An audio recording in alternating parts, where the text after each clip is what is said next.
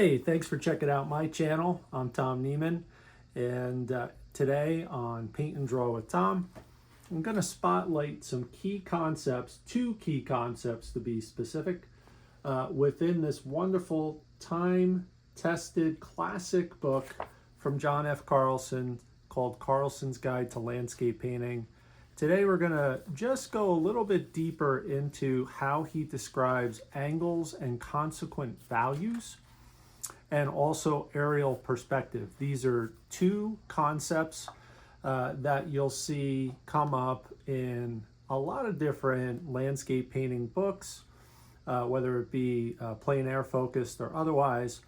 But the way John F. Carlson describes it in this book is just really clear and simple.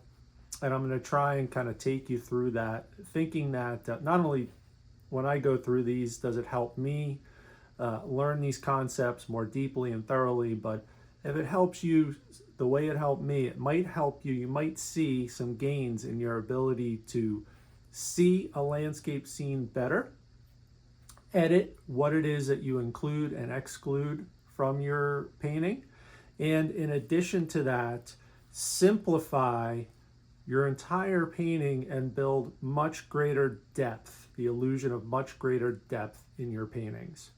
So let's explore these concepts just a little bit further. So in Carlson's Guide to Landscape Painting, there is just so much helpful information, but just want to spend some time first talking a little bit about John Carlson's concepts related to angles and consequent values. And what he surmises in this brief section, consisting of just a few pages, is that every good picture is fundamentally an arrangement of 3 or 4 large masses. Carlson suggests that it's a design of differing masses or large blocks of color, light, dark, and half dark or half light.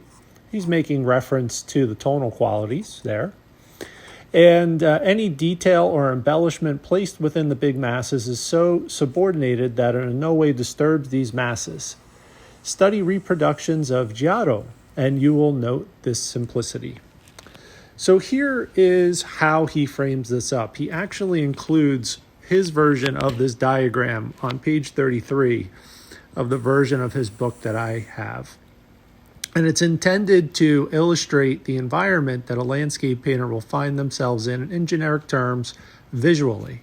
You can see the little stick figure on the left, the ground plane running out in front of the stick figure, and the little dome intending to replicate what we see in nature when we look up at the sky and off into the distant horizon. And the dotted lines reflect the artist's vision or visual plane. And then the little angle all the way to the right is intended to reflect any sort of angular plane that's not perfectly perpendicular or horizontal. And that could be a mountain or hillside or a rock formation or any structure in the distance that is at a slight angle. So in this theory of angles, you'll see that it sets forth Carlson's belief that the prime cause of big light and dark relations in a landscape is the angle at which masses present to the source of the light, which happens to be the sky in most instances. So we have perpendicular shapes, like this little stick figure tree that I'm drawing here. It looks like a little evergreen tree that maybe a school-age child might draw. You have the ground plane, which is that horizontal line across the bottom. You have angular planes, like what we see to the right, which I'm embellishing a little bit, trying to make it look like a little mountain. And when we look at these planes and the different angles that they're set at, you'll notice that there's a difference of plane that establishes them as darks, halftones, semi-lights, and related to one another. These subtle differences can create depth and also interest within a painting. And then naturally, the very last plane that we'll reference here is the sky plane. So that angular dome toward the top of the little diagram here, near the cloud that I'm drawing, the little iconic cloud shape that I've drawn toward the top. And really what this all boils down to is the source light, or the source of the light, or the sky, should be the highest or lightest value. The slant plane, like the mountains, should be the second lightest value. The upright plane or trees should be the darkest value. And then perhaps maybe, depending upon the angle of the ground plane, that would be very close to the value of the sky itself, just a slightly darker. And then the second principle or group of principles related to aerial perspective, I've found to be extraordinarily helpful. And you'll see this described in just about every painting book or instructional video. And it really just speaks to how we create depth through the use of color temperature. And Carlson, from what I've seen amongst all the books that I've reviewed, does a very nice job of framing this up in a super simplified way with a similar diagram to that which I shared earlier. Using that same format with the domed sky, the perspective or sight lines of the artist viewing the landscape, the ground plane, an angular plane, and some upright planes throughout the landscape scene that we're painting. I'm going to draw that out right now as we're talking. Really, one of the main conclusions is the degree of the arch in a pictorial sky, for example, suggests the degree to which the light traveling through the atmosphere near the horizon can influence color choices and create enhanced depth in a painting. So you can see I start out my little stick figure artist. I put a little baseball cap on him, imagining that might be me walking through the woods or through the wilderness, maybe trying to locate a landscape scene to paint. There's a little tree. And here we have a little angle, and I'm going to go ahead and embellish this right from the get-go and make this look like a mountain range.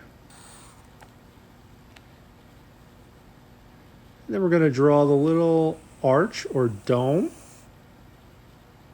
reflecting the makeup of the upper atmosphere. And we're going to draw little striations intending to indicate the measure of distance between the artist viewing the landscape scene and the rest of the landscape. And we're going to do this just to enhance the kind of visualization of what the color temperature impact should be as we're rendering images within this landscape scene. There's my dotted lines indicating my sight line amongst the planes that are available to us in this super simplified scene.